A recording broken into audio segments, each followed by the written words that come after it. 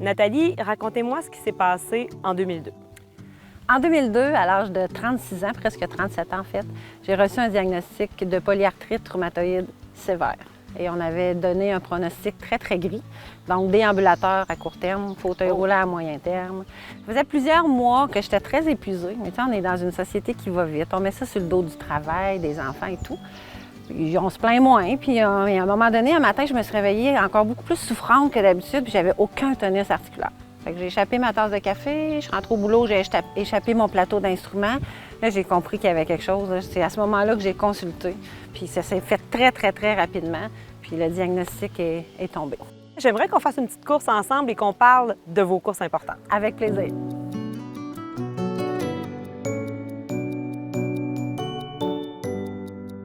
Vous avez fait 7 marathons. Oui. Il y en a 3 qui m'ont marqué dans votre livre. Lesquels? Rimouski. Oui, Rimouski, c'est mon premier amour. En fait, c'est mon grand amour. Je l'ai fait plusieurs reprises. Mon préféré, c'est 2014. Pourquoi? Parce que ça a été ma première course au Pays du Bonheur. Pas de montre, sans attente, sans souci de plaire à quiconque ou d'arriver à tel moment. Savourer la course. J'ai savouré ma course. C'est là que j'ai commencé à marcher. J'ai parlé avec les bénévoles. Le temps n'existait pas.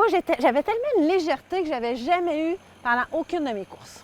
C'est là que vous avez découvert le Pays du Bonheur, qui est dans le fond d'y aller à son rythme.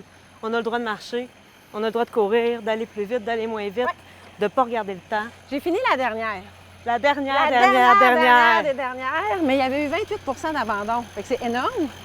J'ai fini la dernière, mais écoute, je me suis sentie comme une reine. Tu sais, la perception, là, parce que je me trouvais forte, puissante d'être encore là. Puis j'avais aucune déception, parce que j'avais eu aucune attente. Et c'est là que j'ai compris qu'on arrive 5e ou dernière, on a la même médaille. Hein? Fait que qu'est-ce qui se passe entre les deux? Le départ et l'arrivée, ça nous appartient.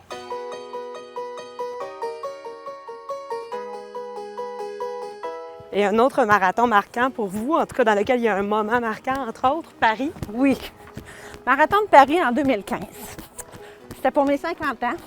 C'est gros, hein? Il y a 54 000 coureurs et on dit 245 000 spectateurs. Paris, tu peux pas courir. Tu vis Paris. La Tour Eiffel, la Seine, tu peux pas passer comme ça. Hein? Alors, c'est là que ça a pris tout un sens. Je me suis rendu compte au chrono que j'avais, au fil d'arrivée, que j'avais jamais regardé le chrono. C'est le marathon où j'ai complètement décroché des chiffres. Depuis Paris, je ne regarde pas le chrono et je ne vais même pas sur Internet pour le savoir. Ça ne veut rien dire en combien de temps.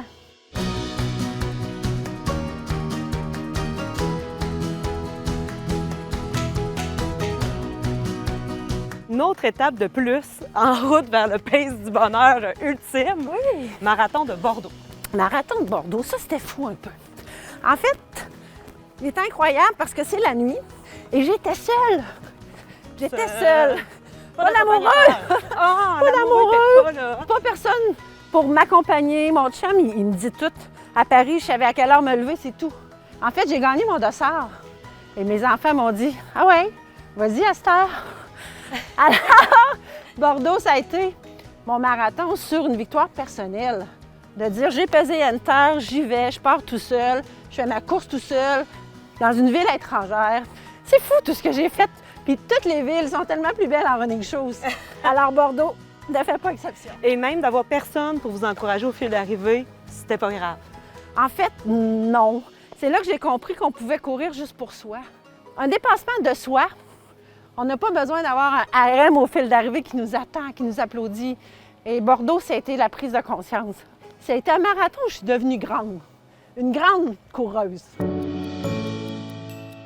Je me rends compte que dans le plaisir, on réussit davantage. Et si on veut embarquer dans votre gang au Marathon de Québec en octobre? Ah oui, j'ai une belle page Facebook, Les Adeptes du Pays du Bonheur. Alors, c'est un groupe très respectueux qui se motive un petit peu partout au Québec. Et moi, j'ai été approchée par Je cours Québec pour faire un départ du 21 km au Pays du Bonheur. Alors, on est déjà plusieurs. Vous pouvez vous joindre à moi. C'est le 13 octobre et on fait un 21 km au Pays du Bonheur. Il n'y a pas plus belle course pour prendre des selfies, hein? La fontaine de Tourny, la rue des Remparts. Mais c'est un peu ça. Ce n'est pas courir le Pays du Bonheur. C'est vivre sa course. Par chemin du temps, qu'est-ce que ça représente le temps si c'est pas le moment présent? Alors, plus on sera, plus la fête sera grande. Merci beaucoup, Nathalie. Ben, merci à toi, c'est super continue? gentil. On continue. Salut!